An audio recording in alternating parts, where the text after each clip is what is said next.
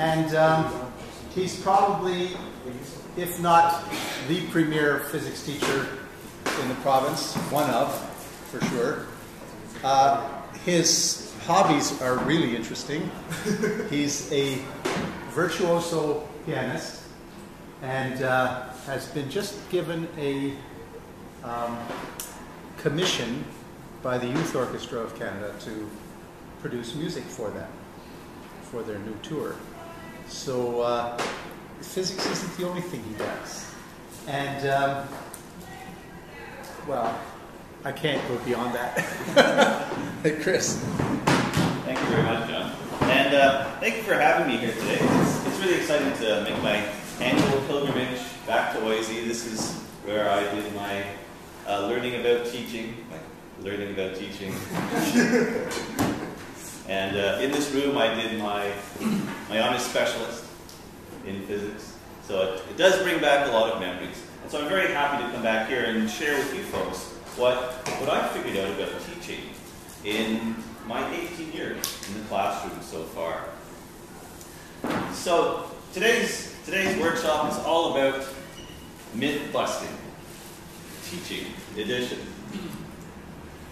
Education right now is still in a bit of a dark ages where dogma and a lot of mythology guides our approach to teaching. This is starting to change, but many of these myths are still very well entrenched. And so today I have my team assembled to help us tackle some of these myths and see what we can understand about the way we should be teaching. So, Adam's going to start us off today with our first myth. Group work encourages slacking off and allows for free rides. So this is a very common perception of group work. And I have a question for you. In the baskets in front of you, we have your multiple choice answer cards. So please find your letters.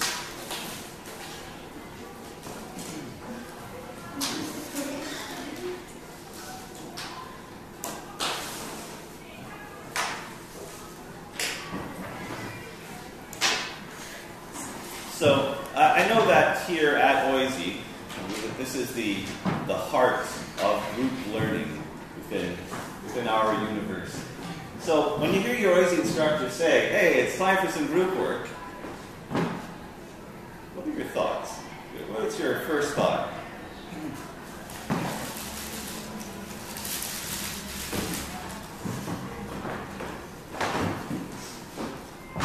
Now, when I use these with my students, the responses here are just for my feedback. So I instruct the students not to look around at each other's answers while we show them.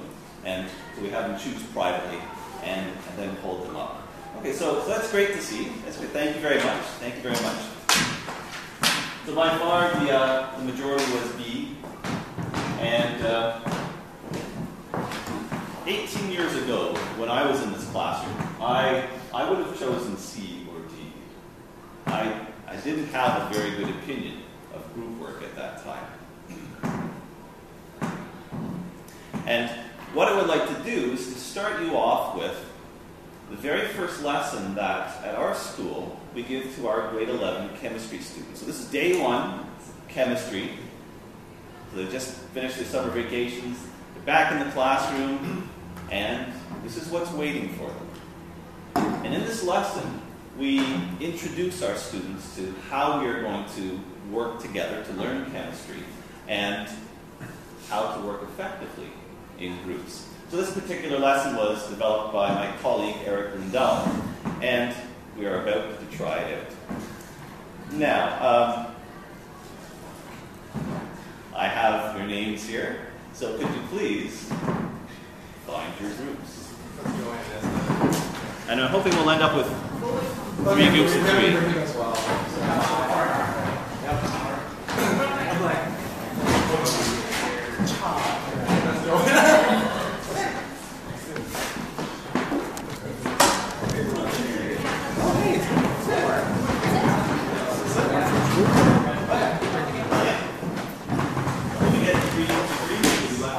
have up 4. work, but we bring you some right now. Okay.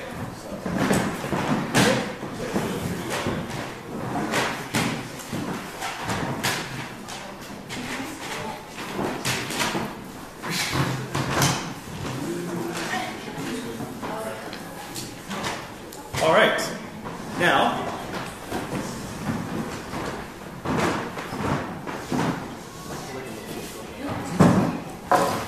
what I would like you to do is to work through this lesson together, because you're coming into it cold, just like our grade 11 students would be. And this lesson is meant to train you in how to work in this format. So, at the top, you'll notice that there's a place for your names. So please sign yourself up, and right now, if you're not too sure what you're signing yourself up for, that you're going to be learning as you go through this investigation.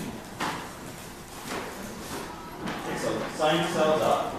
You have the model kit on your table. If for whatever reason you don't have enough pieces in your kit, I bought some extra kits. And at a certain point in time, you might need a big whiteboard to the right over here. So you can go and grab those. So ladies and gentlemen, please sign up for your roles, and let's begin our introduction to grade 11 chemistry.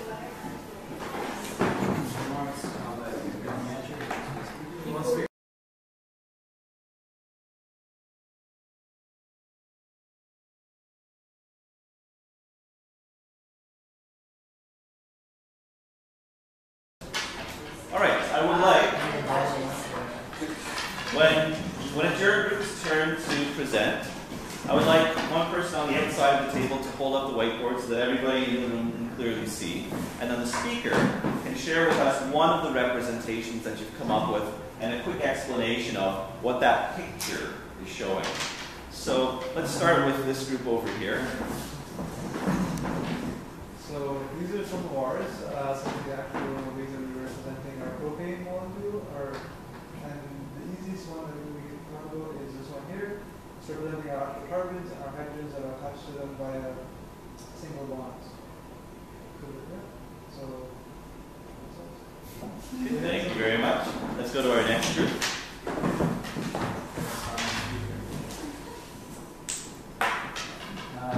are the structural diagrams that we drew for our hydrocarbon propane. We did kind of the ball and stick, nice and traditional to begin.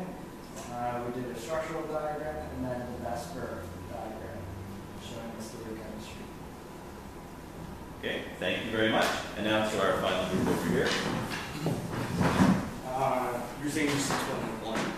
Yeah, this is fine. Pick your favorite. I think this is like a day one chemistry sort of lesson. I think ball and stick, I'll talk about that one because I think that's the easiest one for them to conceptualize. Like they've done the 3D model, and then they can just put it down and still you can start to build on it as you move your way through the unit. But yeah, that's our ball and stick model. Okay, thank you very much. Thank you. Now, we've just gone through a very important process here from two respects. There's the pedagogical process that we've worked through, and then there's the actual scientific representation process. Now, if we talk about the pedagogy for a moment, on day one of chemistry, what is a benefit of an activity like this? It's interactive, like in groups, so they're kind of talking. Starts the discussions. Yeah, good. The drawings are big enough so you know where everyone is in chemistry right now. So you can kind of diagnose with things. Get a bit of a picture of where they are in their understandings. Yeah. You can also see their misconceptions maybe in the whole structured game like we did. Good. You can start to diagnose their understanding. Anything else? I think the whole introduction to group work, like as a factor of just everyone already has a role, so everyone knows what they're doing, so it's already structured enough to follow. Good, good. Yes? it's engaging and it's hands-on, so they're not just sitting there conceptualizing in their minds or thinking about it theoretically. They actually practically see what it's like in person. So, They love working with the models. yeah. You get a sense of how fast certain groups work, and if you get something like this being created, then you can move on. Okay, good. Lots of great ideas there. There's so many good reasons for a lesson structured like this at the beginning of the course, and you've hit upon many of those. Now, if we switch hats for a moment and think scientifically about the process that we've just gone through, in coming up with these representations for a molecule, first of all, I have to make a confession. I'm not a chemist. I am a hardcore physicist. Last chemistry that I did was my OAC chemistry in high school.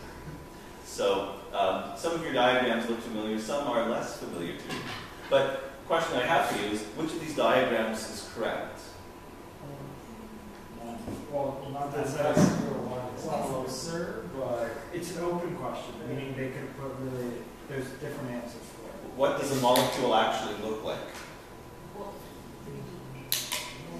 Get atoms and there's a Localization. Well, then we're really talking about which one's most correct. This would technically be the most Yeah. correct, because it's actually three groups in the right one. But you're representing the ball as a stick. But if you think about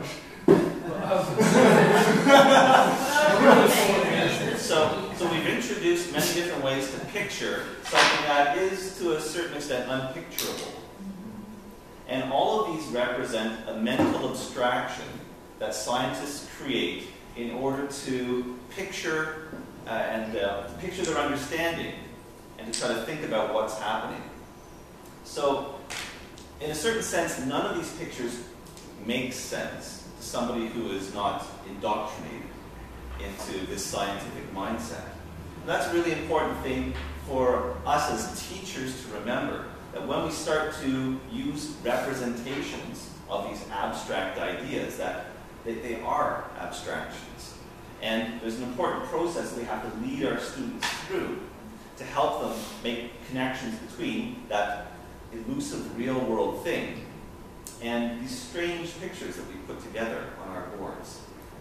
So we have to do a lot of work with our students interpreting the different representations that scientists use. And so this is a starting point in that process. Now, your groups are all doing fantastic. It's really high quality work that I see today. This is great. So I would like you to continue in the investigation. So you have a few more drawings to make. And then on the reverse side, we're going to get to the second part of our investigation. What does it say manager? The manager will help you practice your discussion. All right, ladies and gentlemen, we will share what's on your whiteboards now, and we'll wrap up this investigation. We'll be moving on shortly. So, this time around, we'll start with the group on this side. So, could you please share what you came up with for manager? Keep everybody on track, read and explain instructions carefully, and contributed to the group task. Great, great. Do any of the other groups have something to add to that or to clarify? Make sure that they understand. Everyone understands. To check for understanding. Yeah. Timing. Helps with the timing. Good. Okay, thank you very much. Now we'll go to this group and speaker. What did you come up with? We want to keep it really short and sweet for simplicity and elegance. You know, it's very. We also want to give an example of a 0 to 2 response for you guys. That was very thoughtful. Manager. Speaker speaks. Would any of the other groups like to add or to clarify the role of the speaker? Let us discuss for you. The students do the work. Exactly, the ones who are doing Thank you. Sorry. They summarize the work that was done. Help to summarize the work. Anything else to add? The speaker. So they'll often ask again. Oh, he presents to the class and presents to the teacher, calls them over, chances to move on in activities. So when I'm filtering around the classroom and I visit a group, I will often say, okay, who's the speaker today? And then I will ask that person a question about, okay, how's your group doing, or what did your group decide about this particular question? Good, good. And finally, the recorder. So the recorder makes the final copy and takes notes. Yeah. So the recorder draws on the whiteboard. Anything else you want to add?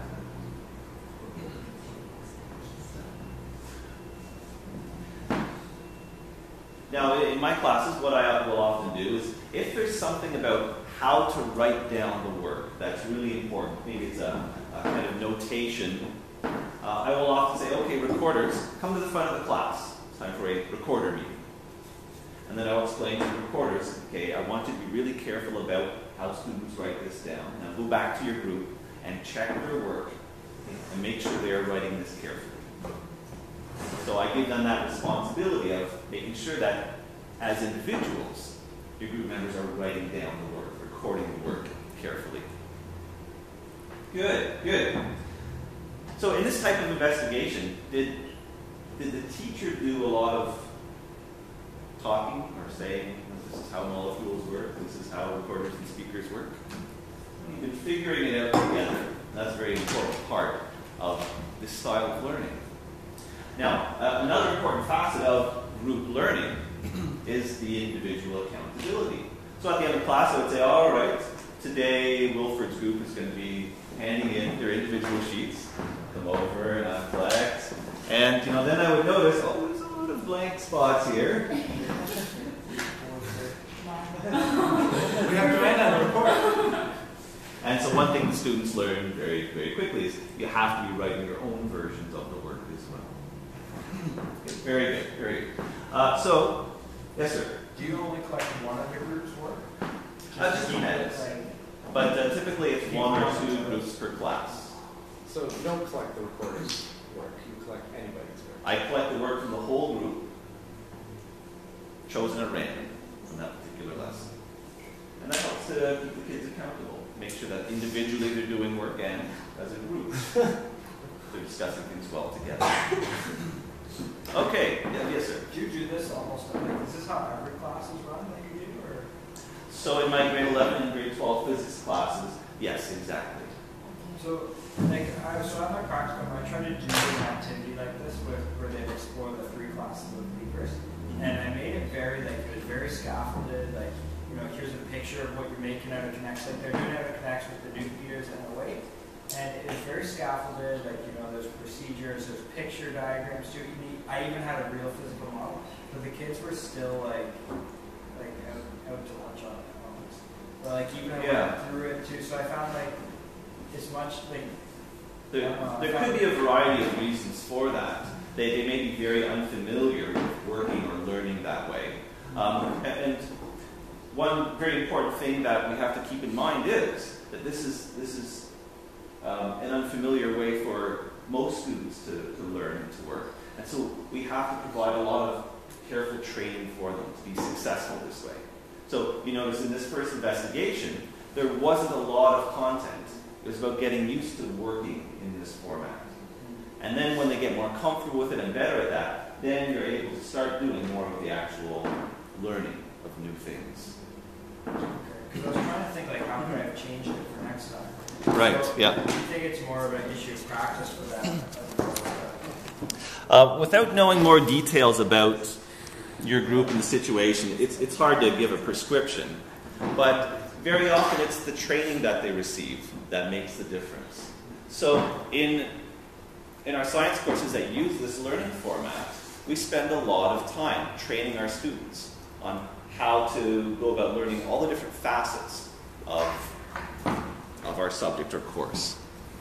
Okay, so you did a great, oh yeah, sorry. Sorry, because my second teacher was in bio, right? So Yes. Because I was wondering, if you're doing this every single class with grade 12 physics and grade 11 physics, then would you ever get students saying, well, you never taught us that kind of thing? Only the very first time I ever tried this. Okay. After that, I spent a lot of time with the training and also justifying why we're learning this way. Okay. And every time we do something that's new or different, this is how you do it and this is why we do this. And those questions stopped. Okay. All right, so very good. You did a great job on your first grade 11 chemistry lesson, so there's hope for you guys. It's awesome. So the secret of making groups work effectively is having structured groups. So you're not just sort of saying, okay, you three go over there and learn. It's very structured. And so you have your manager, your recorder, your speaker, and if you have a fourth person in the group, they are the official motivator. So, good job, Wilfred. Good job. And the students become very familiar with these roles and responsibilities. Now, the whole reason why we take advantage of working in groups is the fact that as human beings, we learn best when we work socially, when we interact with our colleagues and neighbors, when we share our ideas, listen to others, and try to sort things out. This was a really difficult thing for me to come to terms with as a physicist. Because you can probably imagine, amongst all the sciences, the physicists are, the real lone wolves of the scientific world. And that's how I felt as a student going through my bachelor's degree and at the start of my teaching. And it took me a long time to really appreciate this. But it's a very powerful learning principle. And our responsibility as teachers is to try to get the maximum benefit out of group work while minimizing the downsides. Because they are there. And we have to be conscious of that and structure our learning environment to try to get the most bang for our buck. And this is exactly what universities are starting to do. It's very slow, but in physics at MIT, they're working in groups. At McGill, groups. U of T, groups. So it's all over the place now, and starting to become much more commonplace. I have some research here for you showing the effectiveness of different group work strategies. It does depend on how you set up your groups. And the format that we use is very similar to the one that's rated here in the literature. They're calling it learning together. But you have structured groups, and the students are working toward a common goal. If you're understanding this particular topic or lesson. And this format of group work learning is clearly the most effective. And there's many others. I remember when I was here at OAC 18 years ago, this was the most sophisticated group work I learned about. It was all about the jigsaw. And I just looked at that puzzle, how could this be useful to anybody? And now I've learned what effective group work is really all about. If you're interested in learning more, I have these articles cited here, and all of this is available on my website, so you can just download the PowerPoint and look up the articles if you're interested in that. Okay, so don't feel that you have to scribble anything down here. All right, so myth number one. Well, this is plausible because group work is often done badly. And so we have to learn how to do it effectively, so in structured groups where we put students at the center of our learning process. And then it becomes highly effective. So, research confirms this. So, Jamie is helping us out with myth number 2. Students learn best by listening to an expert carefully explain the material. So this is a very traditional viewpoint for learning. You have the expert at the front, carefully crafted lesson, and the students ready to write down every important thing that is written on the board. But let's look at the research into learning. So this is a very important study that came out in 2014, where they looked at studies across the STEM field, science, technology, engineering, and mathematics. And the results of this are very important for us. They took a look at active learning. So whenever you engage students with some activities, it's the opposite of passive learning, and most importantly, it emphasizes higher order thinking, and often involves that group work in order to facilitate it, to make it happen. So this is their definition of active learning, as opposed to just listening to the teacher and taking notes. And now I'd like us to take a minute to think about, maybe from your practice teaching experience, your own experience as a student. What are some examples of active learning?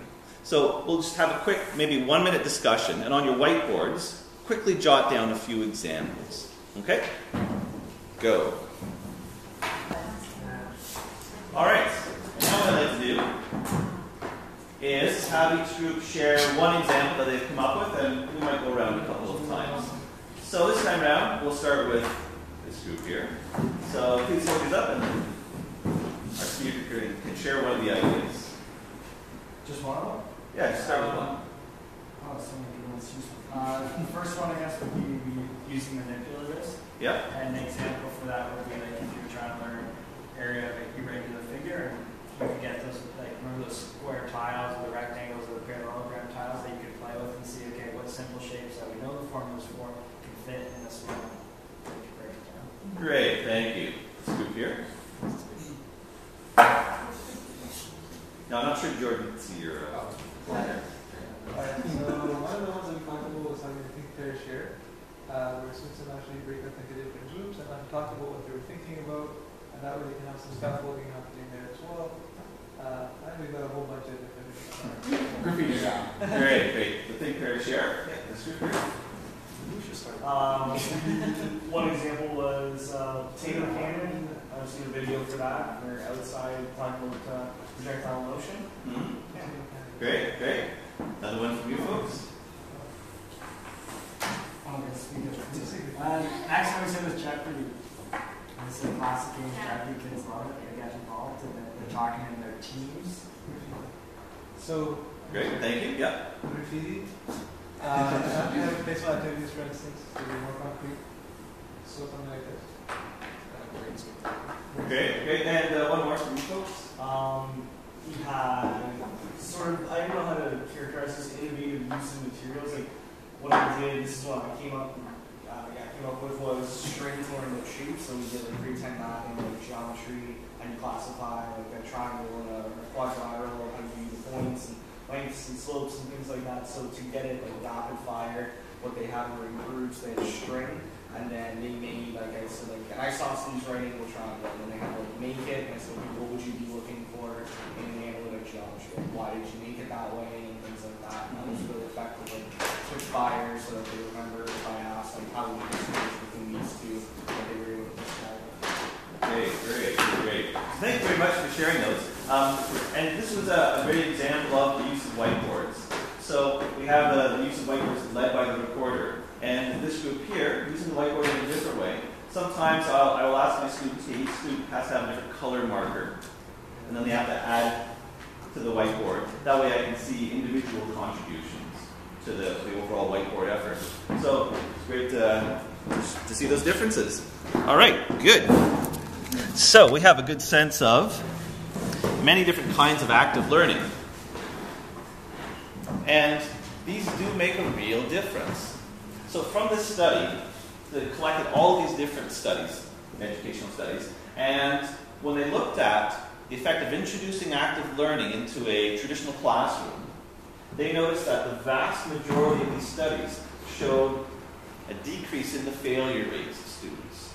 So on average, just over 10%, but some of them were very successful. So the engagement of the students is making a real difference in their continuation in education. And that's a really important factor. If you look at their general understanding of the course material, it could be their exam performance or their performance on some standardized tests. This is what the study is showing. So this factor here is describing what fraction of a standard deviation their class scores have changed by due to introducing the active learning.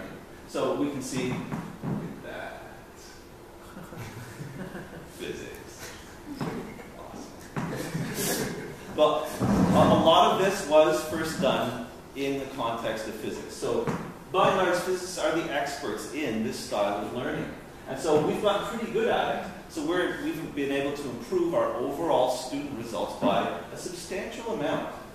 And if we go through the other fields here, we can see they're all making significant improvements in student learning. This is a very important set of results, and it's showing the clear benefits of mentally engaging students. That shouldn't be shocking and surprising, but it's still very rare within the educational system.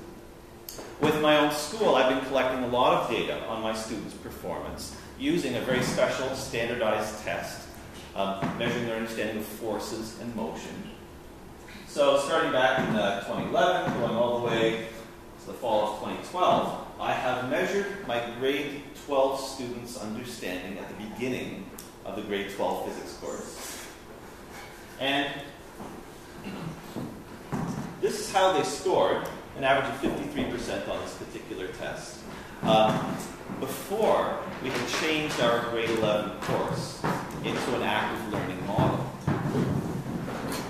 Hello, welcome. After we made the change in our grade 11 course, the score is now 60.5%, and so that's an effect size of 0.38 standard deviations of improvement, which is generally considered to be decent in the world of education. So we've seen this clear improvement in our students' results. And I can take that same data and compare it with high schools and other institutions. So on the same force test, I have a histogram of my students' scores. So again, over the last number of years. And overall, our median score is about 87%. And the authors of the test consider a score 85 and higher to be a mastery level of accomplishment or understanding of forces. Now, to put this into perspective, the same test is given to the students who enter U of T's Physics for Life Sciences course, first year physics. And the students who have had grade 12 physics in their training score 53% on this test. So they finished grade 12, and now, so going to a decent school, reasonably challenging program. So this is my measurement of where other high schools in Ontario are. And if we compare that against the kids starting first year physics at Harvard, Physics for Life Sciences, they're scoring 70% when they enter an elite university. So we're doing really quite well with the performance of our students in this active learning environment. The clear benefits are there. Oh, U of T not an elite university. They outscored Harvard last time. Yeah. Now, one of the great myths that are out there is the myth of that special teacher who has that magical personality. They're able to mesmerize the students with their engaging lectures. You might have had the fortune to have such a teacher, maybe in university or in high school. And we often think of that person as being the great teacher. But this is another part of this myth of learning by just listening to the expert. Here's the data. So this is, again, using that same force survey, measuring how much students improved on that force survey at the beginning and end of their course. And for students who have learned through traditional lecturing, the amount that they improve on that course is on average 23%, which is shockingly low. That's what your students are actually getting out of your fantastic lectures. And some of the participants in this were award-winning high school teachers and university professors, the best of the best. But there seems to be a fundamental limit. So these little red, I'm not sure if you can tell, it's supposed to be red. So these little red triangles and squares, you don't see any of them up here, no matter how awesome that teacher was. But if you take a look at programs that use interactive engagement, so that was their word for active learning, you can see almost all of them are well above the results for traditional lecturing. So even an average teacher using these improved learning techniques has decidedly better outcomes for their students. Who is the great teacher here? right here. So, this old myth of education is absolutely busted. And the research clearly shows that. Now, please grab your multiple choice letters.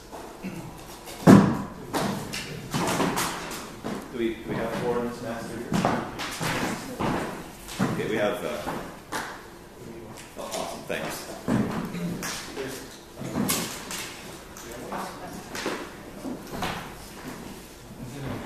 So let's do a little checkup here. From your own experience as a student, either high school or university, how would you rate the proportion of active learning in your training? This is overall, right? Yeah, if you kind of integrate over all of those years. Oh, right. One class. Well, actually, wait. And you mean like in the classroom, right? Like not. That's right, in the classroom. Okay, and eyes in front, so don't look around at other people's answers. Thank you. Thank you. And thank you very much. So the vast majority were D's, right? And there were a couple of waffling C's, I think. And that's certainly the case for me. I would definitely answer D. And now, an important question for you at the beginning of your teaching career. So you've had your practicum experience.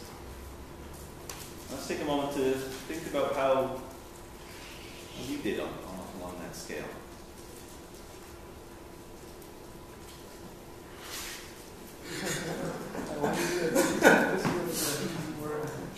Okay, please, don't look around at anybody's response. Eyes in front, hold them up.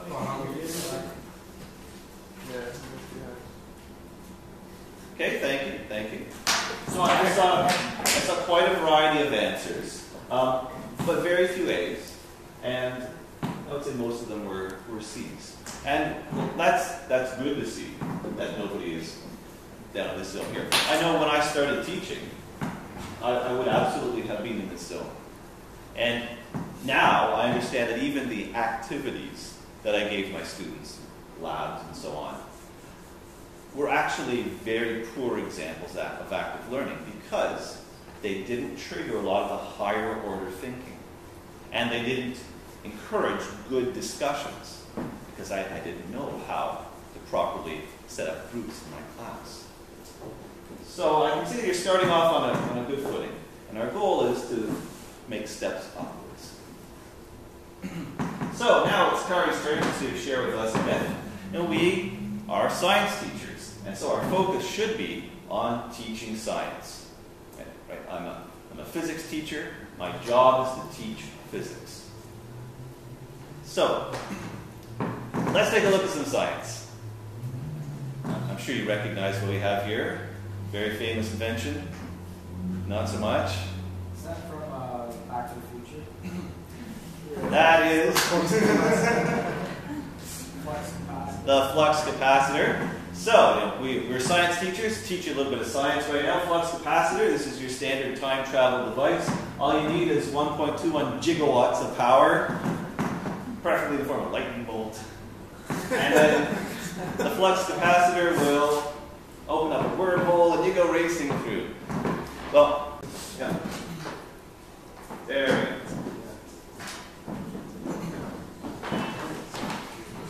I feel like there's probably Yeah.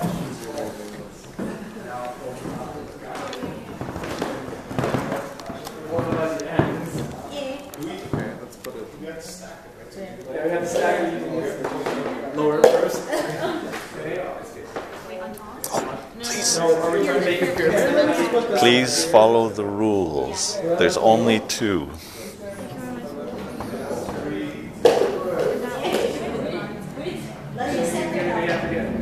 Oh, by its end? Is that what you're talking? We have to do like that. There we go. There we go. So pick it up. Okay, now use the cup and knock it out. Please hold your string by the ends. By the ends. There we go. Can we just smack out the cup? 3, 2, 1. So we can move on to the elastic. Using the elastic part of the cup. It's got always base. Only the elastic can move the cup. So if the elastic is touching the cup as it slides, then it's the elastic still, right? It's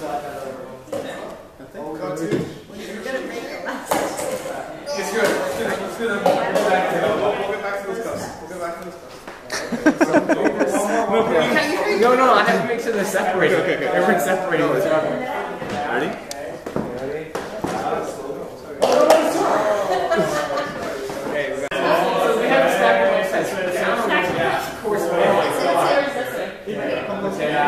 So then, Steady, steady.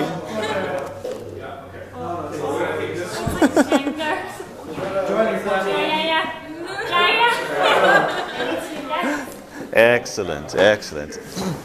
Okay, ladies and gentlemen, great work. Time to pack up those cups.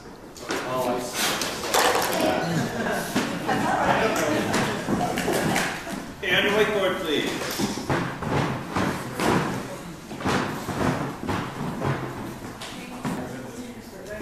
All right, folks. Now, when you're using whiteboards with a class, there's many different ways in which you can use them. Sometimes they can just be a kind of communal rough workspace, and it's enough for the teacher to walk around and eyeball what's appearing on the boards. Sometimes you want to go through a sharing process where the speakers carefully describe an idea. Sometimes we just want to quickly share the ideas with the rest of the class. So I'd like the outside people at each table. Let's all hold up the whiteboards at the same time. So this is our quick glance model of sharing.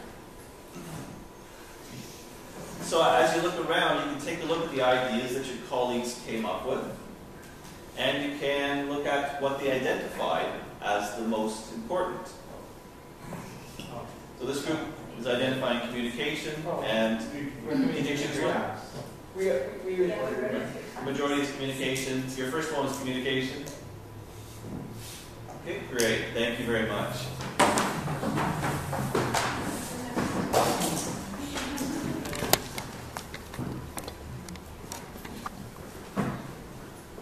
So this activity I use with my grade 12s. I think it's either day 1 or day 2 of grade 12 physics, because there's an important idea that I want them to understand from this. In the big world, the great world out there, there is a divide between what our students learn in school and the skills that they need to survive, whether that's in higher education or in the workplace. And this is what I'm going to show you here is the result of the work of this educational lobby group in the United States, Partnership for 21st Century Skills. And what they're saying, this is what they want to see in education. Now, of course, you have to stick to your core subject material. You have to make sure they're learning that. But it's also critically important for students to be picking up these other skills. They're sometimes called 21st century skills, or the 4 C's. So critical thinking, communication, collaboration, creativity. And we touched upon the importance of communication in that particular activity. But you were also doing a lot of critical thinking, collaborating, and having to come up with new ideas. How do you do when the cup's rolling? So we're making use of a lot of these skills. And these are things that we should be developing throughout our science courses. Microsoft commissioned a survey. They took a look at 14.6 million job postings because they wanted to know, well, what are the most important skills that employers are looking for? And number 1, the oral and written communication skills. And you can already see from the types of activities that we've done together, we are strongly emphasizing these. And, of course, Microsoft Office was in there. I'm not sure how that happened. But they also want their employees to be detail-oriented. So even though we're doing all of this sophisticated collaboration and communicating, you have to get your science right. And so that's another important facet that we're teaching them.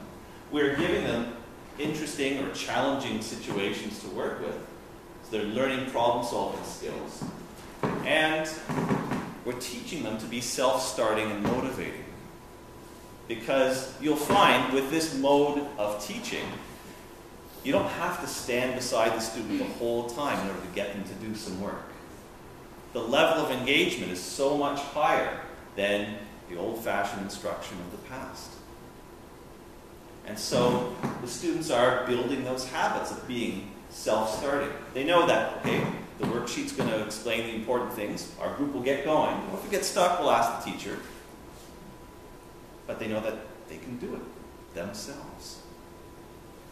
So we're helping them to learn a lot of extremely valuable skills. So, are we only interested in teaching science? No. And this is absolutely not what the wider world wants us to do. So we are teachers, just period.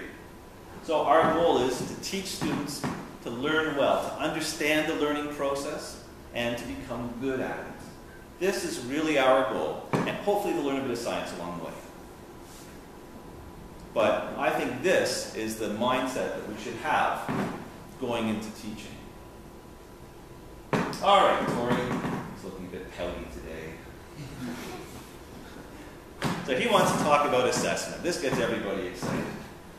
Now, the purpose of assessment, commonly understood, that purpose is to, rate the understanding of the student somehow, or to rank the students somehow. So, I've been doing this for many, many years, and I've been stumped by this question. Why aren't my students improving? Quiz after quiz, example after example, they seem to be making the same mistakes. What's going on? So, I decided to try something different about a year ago.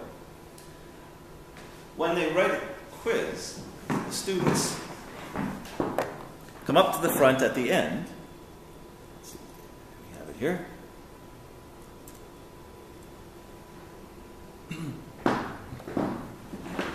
To finish the quiz, students bring their quiz to the front. I have copies of my solution at the front. And they have a different colored pen. So they work in pencil. Give them a blue pen. And they begin to write down the descriptive feedback, marking down the corrections or the improvements that they should make on their quiz paper. So I did this because I was thinking to myself, well, how many times do the students actually critically reflect on their own work? How often do they attempt to judge the quality of what they're doing and compare their work with a good exemplar? So I've been doing this consistently now in grade 11 and grade 12 physics. The students do the evaluation of their quizzes. Or if we do a kind of short lab, they'll do this. And then they hand it in to me, and I get to do something special. So when they give me their quiz, so I'm not sure if you can tell, this is written in blue. So you have their comments in blue, their original writing in pencil.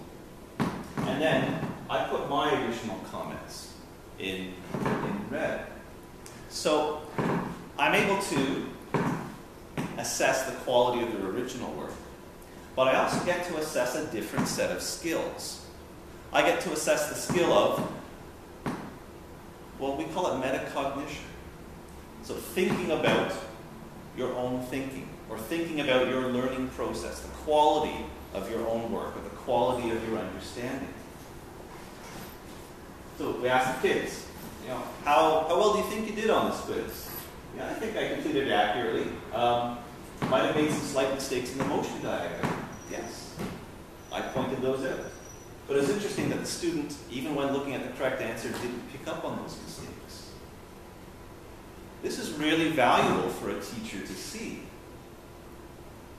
Because students don't see what we see. And this is a lesson that you will be learning over and over and over again. And this is helping to train them to focus their attention on the important details.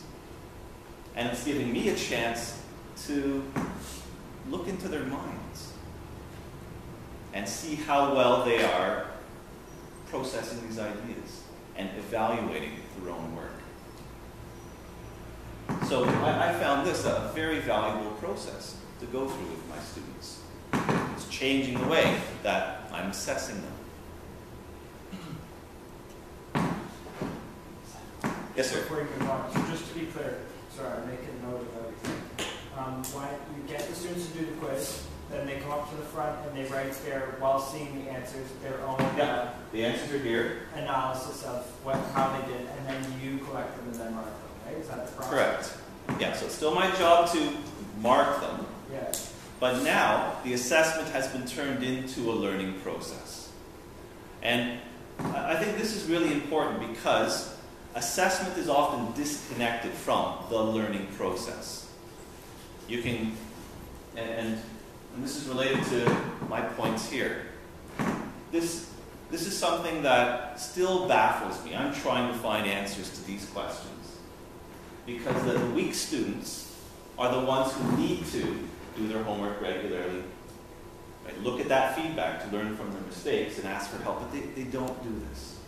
Unless you have structured your learning environment so that it's basically a mandatory part of your learning process in the classroom. If you leave it as optional, the weak students won't do this. Right? They won't come after school to ask for help. But if they're working in a group where they can ask for help right away, they have that chance. Strong students, well, to a certain extent, they don't need as much of that structure. But they are often the ones who are coming in every lunch hour, and you're thinking, I need to spend time with these kids. And not that this kid's doing fine.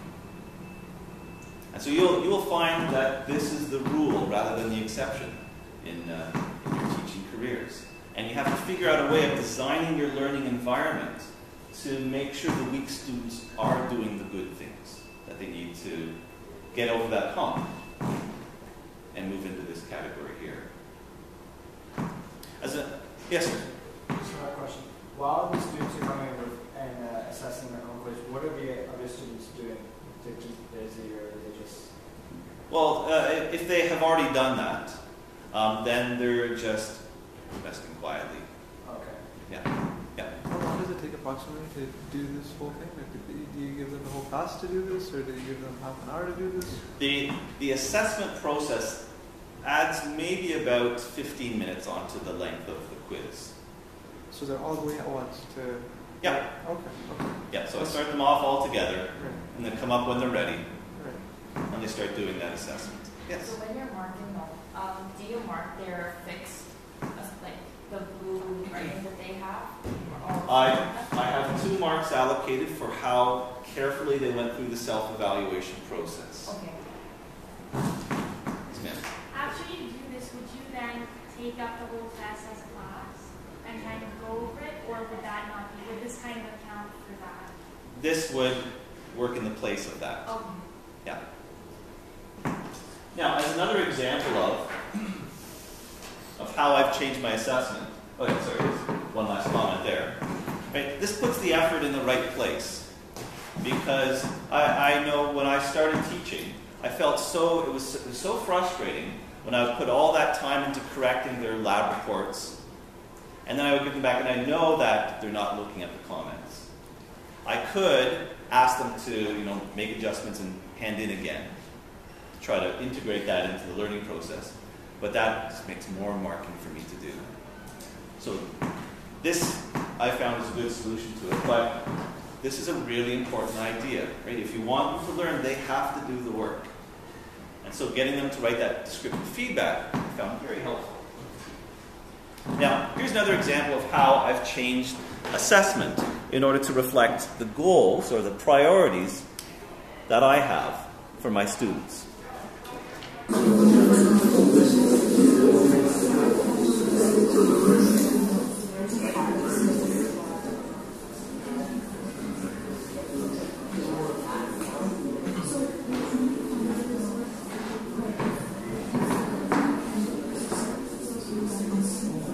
So what you're watching is a test.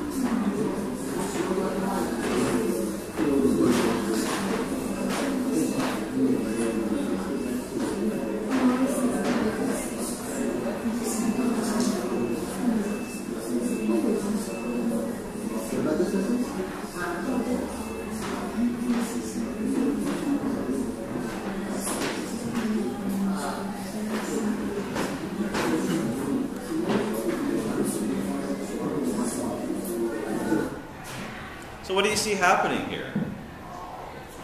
Tom? Discussing each other the test question like, as a group. So in the first 10 or 15 minutes of our physics tests, the students have a special version of the problem. They have a special version of the problem that has no numbers in it. And the students are given some general instructions to discuss what's happening. Try to agree on what you think the important ideas are, and maybe a rough idea on the solution process. The problem that they're given is very much like a story. This is the most recent one that I did. I took the engineering report from the Lac-Mégantic train disaster, took the technical data from it, and I gave them this is the scenario. The train's on the hill, starts to roll down because of insufficient braking. By the time it got to the bottom of the hill, what's its speed? And they have to discuss that first. And then, after the 15 minutes of discussion, I gave them the individual version of the test, where the numbers are in place, and now they have to show their personal understanding of this problem and the physics content. And after doing this past test, one of my students remarked to me, you know, he liked doing the test because it felt meaningful. You know, they were looking at a real-world situation, and it was a nuanced, challenging question. But they had this opportunity to discuss the ideas in their groups, and that helped them unpack the problem so they could confidently start into the solution. This design for a test helps me to focus on the higher level forms of thinking in Bloom's taxonomy. I don't ask any knowledge level questions. I never ask, what are the units for force? Write down Newton's third law. I want to see how they use these ideas. And of course, in their careful write-up, I'm looking for all of those things. I'm looking for all those pieces of knowledge that support the higher order thinking. But I've put it into this framework of, hey, you are working up here. You're given a sophisticated problem. You have your groups to help you start it. Now, show me what you've learned. Here are a couple of three of the students from my class, and I asked them to write down on the whiteboards their thoughts about this testing process. And many of them remarked that it helps them to combat the test anxiety. They have that sense, okay, I'm on the right track. We've talked it through. I think I can do this. Here's another group. You're not alone. A lot of our assessment procedures are very lonely. And you know, that's not how the real world works. Right? When you are working in your engineering firm, in your hospital, right, when you're stuck, you walk down the hall to the senior engineer or to the colleague who's the computer expert. You say, hey, you know, what's the deal here? We have to change our mode of assessment so that it more accurately reflects what we are trying to prepare our students for. This has to be as much of a learning experience as the lessons. They get a lot out of these tests. Yes, ma'am? Do you do that for every question in a test, or like would it just be one question that you're having them talk? So the format that I've been using, there are usually 2 questions on the test. And so you saw the text for one of those questions. Many of these ideas that I'm sharing with you now, I got from Eric Mazur's presentation. It's on YouTube. And if you download my presentation, you click on this picture here, bring it right there, or just Google Eric Mazur in YouTube, and you'll come up with it's very, very influential for me. Yes, ma'am. And then just in those questions that kind of integrate the knowledge and everything, how do you then, when you're like doing the mark breakdown, how do you have like the knowledge category, the thinking, the communication, how do you kind of allocate? I don't.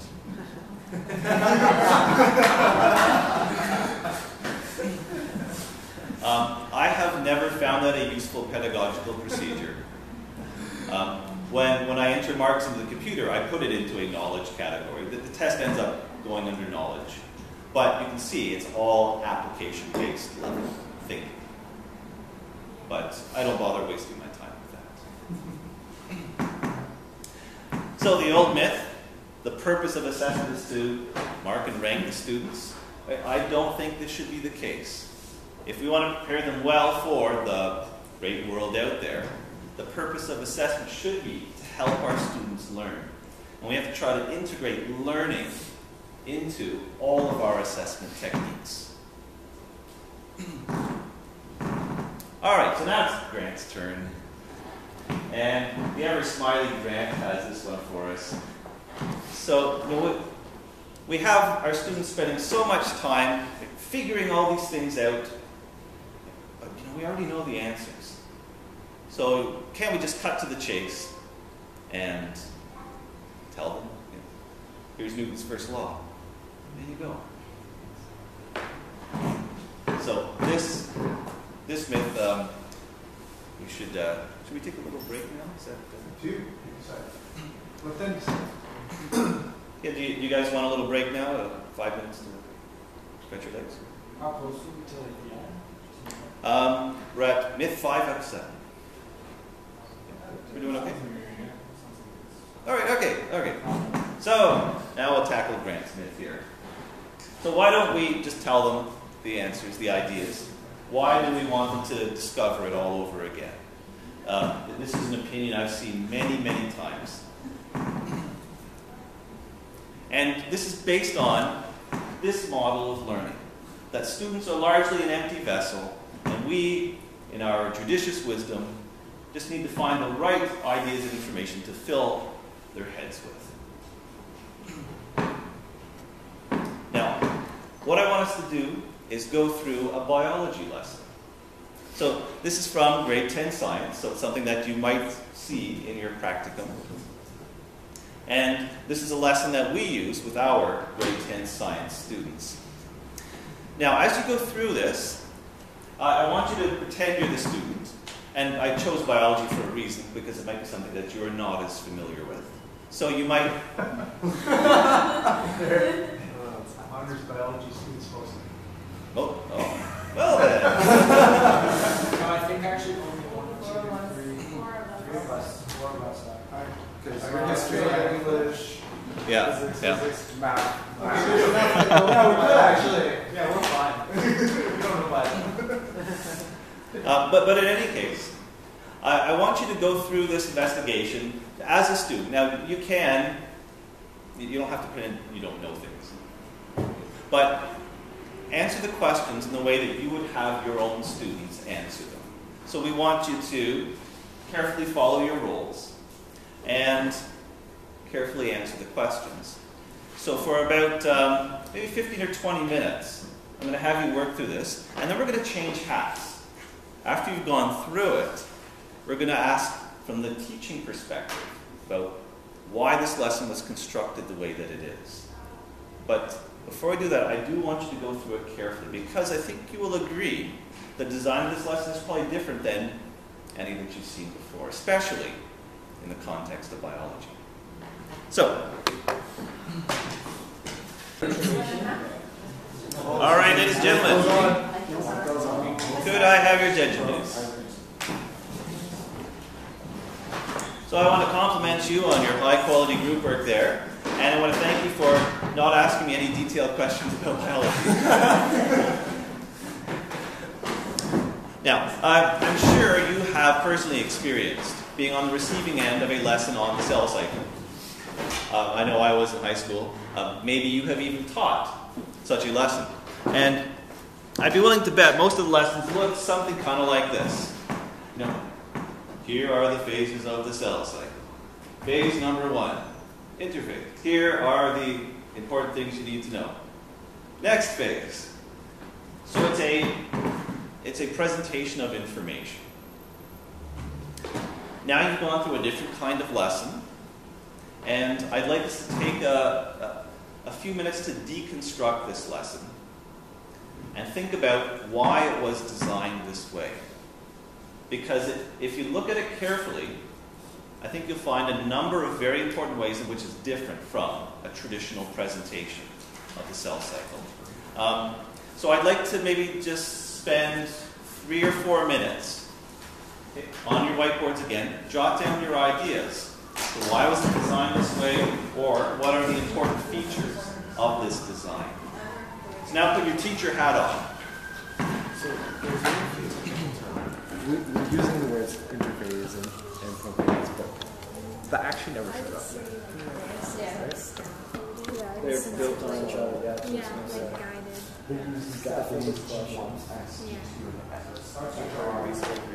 No scientific terms.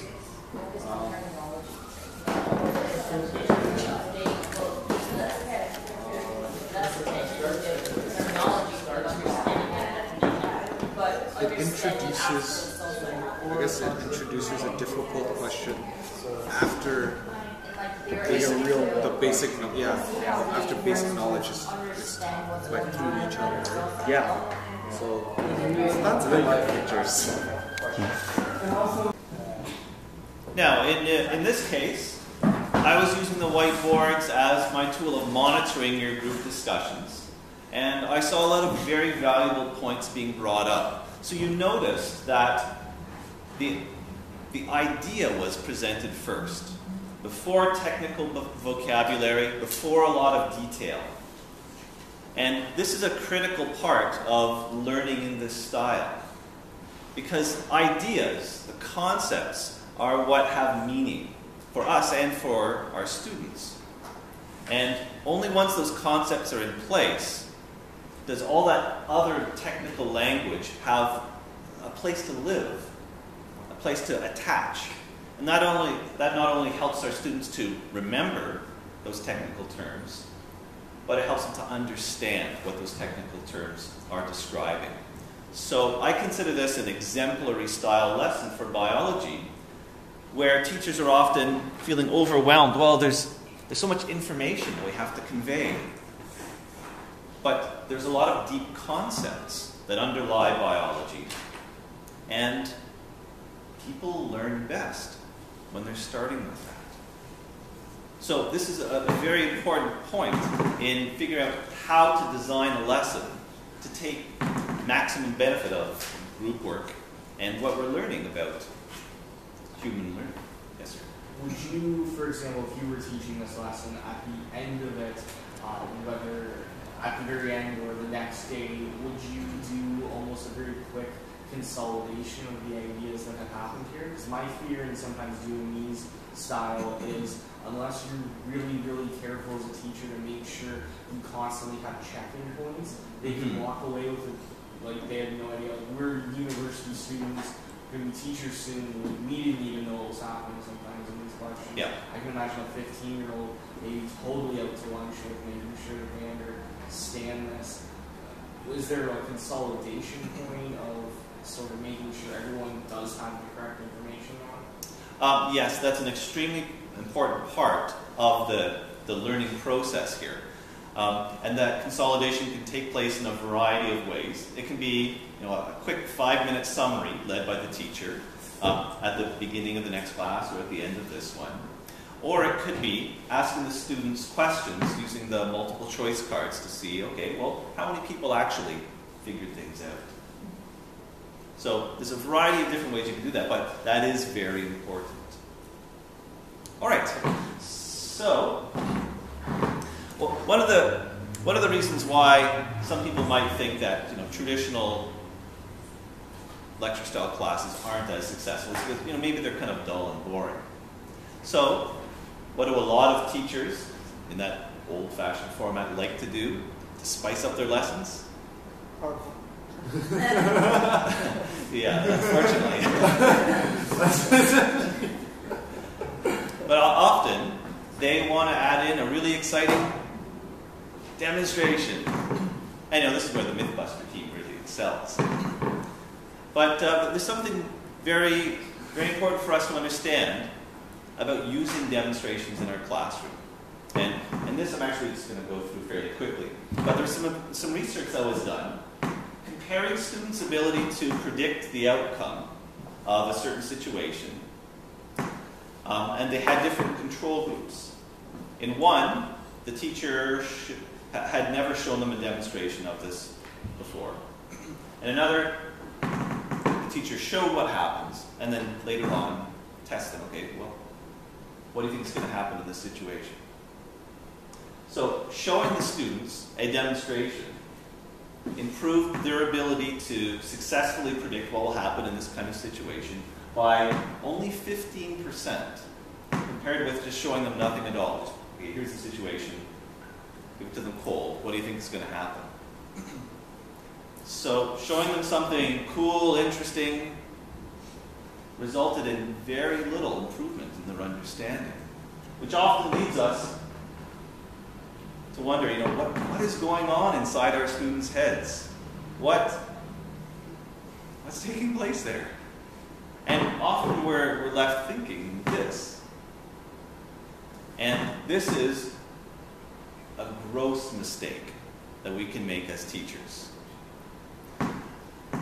In physics, as a discipline, it's very common to think, well, some students are just going to get it, and some students, they're not.